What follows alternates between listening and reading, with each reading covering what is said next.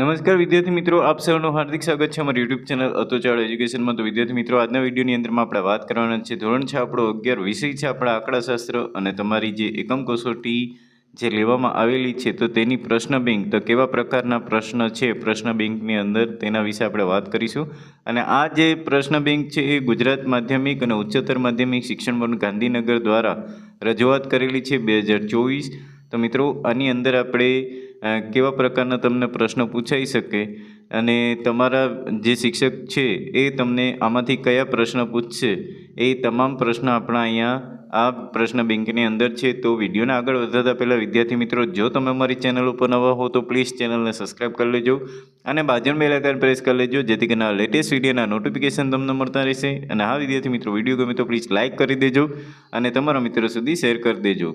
તો સૌપ્રથમ આપણે વિભાગ એની વાત કરીએ તો વિભાગ એની અંદરમાં તમને કેટલા પ્રશ્ન છે, તો વિભાગ એની અંદરમાં તમને 3 પ્રશ્ન પૂછવામાં આવશે અને દરેકના અહીંયા 3 ગુણ છે, તો એટલે કે એક ગુણ છે. તો અહીંયા આપણે ગણિતીય આંકડાશાસ્ત્રના સ્થાપક કોણ હતા તેનો જવાબ આવશે આપણે શું, તો કે ઓપ્શન એ કાર્લ પિયર્સન. ત્યાર પછીનો આપણે પ્રશ્ન નંબર 2 છે કે ભારતીય આંકડાશાસ્ત્રીય સંસ્થાની સ્થાપના કયા શહેરમાં થઈ હતી, તેનો જવાબ આવશે આપણે ઓપ્શન સી, કોલકાતામાં. ત્યાર પછી પ્રશ્ન નંબર 3 છે કે સંભાવના શાસ્ત્રના પ્રારંભિક પરિણામો માટે મહારથીઓના નીચેના પૈકી કોણ હતા, તો અહીંયા સંભાવના શાસ્ત્રમાં કોણ હતા તેનો જવાબ આવશે આપણે ઓપ્શન એ, જ્હોન ગ્રાન્ટ. ત્યાર પછીના આપણે પ્રશ્ન છે કે જર્મન શબ્દ સ્ટેટિસ્ટિક સૌપ્રથમ કોના દ્વારા વપરાયો હતો, તેનો જવાબ આવશે આપણો ઓપ્શન સી, ગોટફ્રીડ એન્ડ એકનવોલ.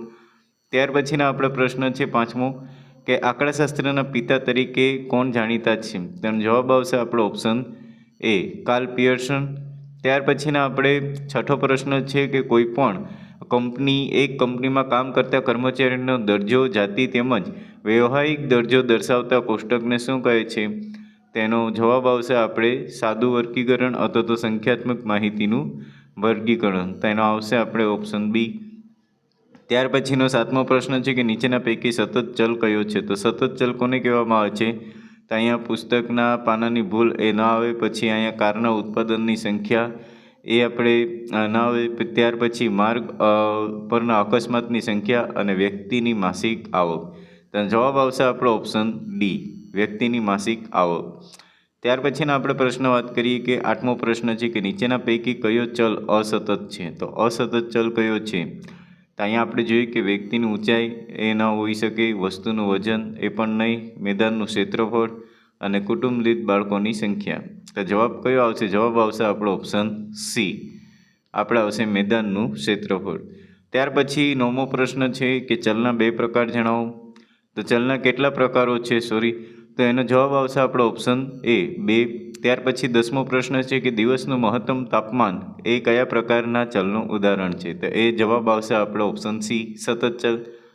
ત્યાર પછીના પ્રશ્નની વાત કરીએ તો પ્રશ્ન છે આપણે પ્રશ્ન નંબર 11 કે વર્ગીકૃત માહિતીને પેટા માહિતીની રજૂઆત માટે કઈ આકૃતિ ઉપયોગી છે, તો પેટા વિભાગ માટે કઈ આવશે, તો એમાં આવશે આપણે ઓપ્શન બી, વિભાજિત સ્તંભાકૃતિ.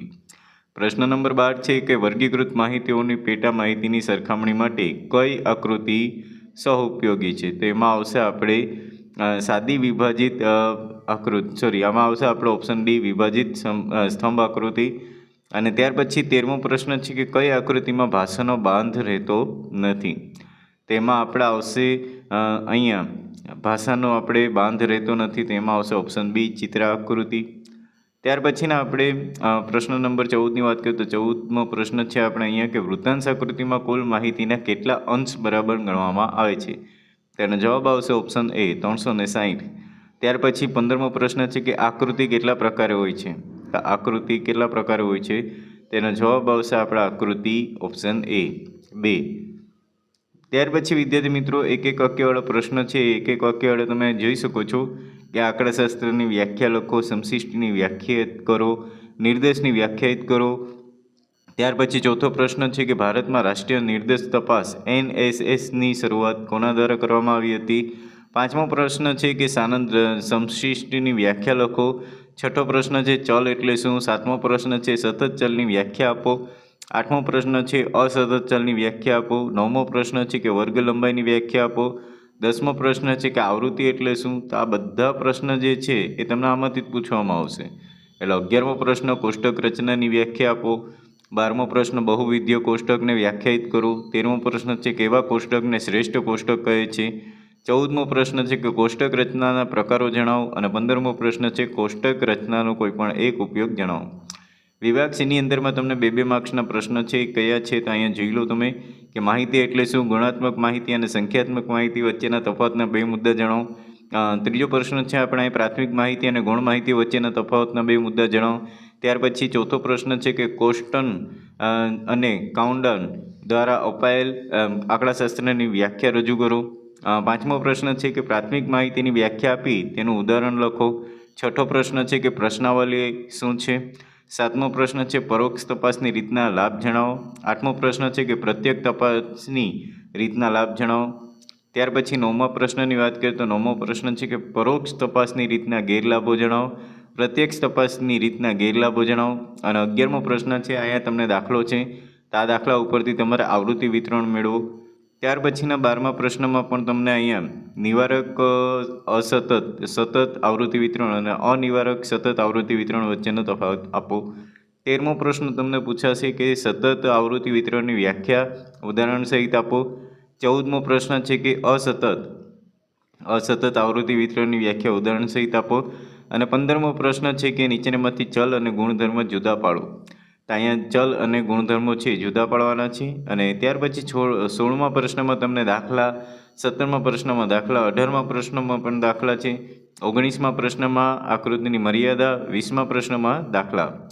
વિભાગ ડીની અંદરમાં તમને 3 માર્ક્સના દાખલા પૂછવામાં આવશે. તે દાખલા કયા હશે તો અહીંયા તમે જોઈ શકો છો. આ જ રકમો હશે અને આ જ રકમોમાંથી તમને દાખલા પૂછવામાં આવશે. અને દરેક દાખલાની રકમ અહીંયા તમે જોઈ શકો છો પેપરની અંદર. તો અહીંયા ચોથો દાખલો, આ છે 5મો દાખલો.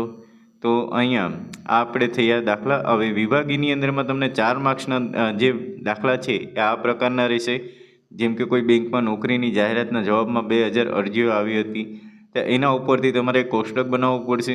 ત્યાં તમે જોઈ શકો છો. અને એના ઉપરથી આખું કોષ્ટક બનશે. ત્યાર પછી કોઈ યુનિવર્સિટીના વિદ્યાર્થીઓનું વિદ્યાશાખા. ત્યાર પછી એક શાળામાં કુલ 850 વિદ્યાર્થી હતા ત્રીજા પ્રશ્નમાં.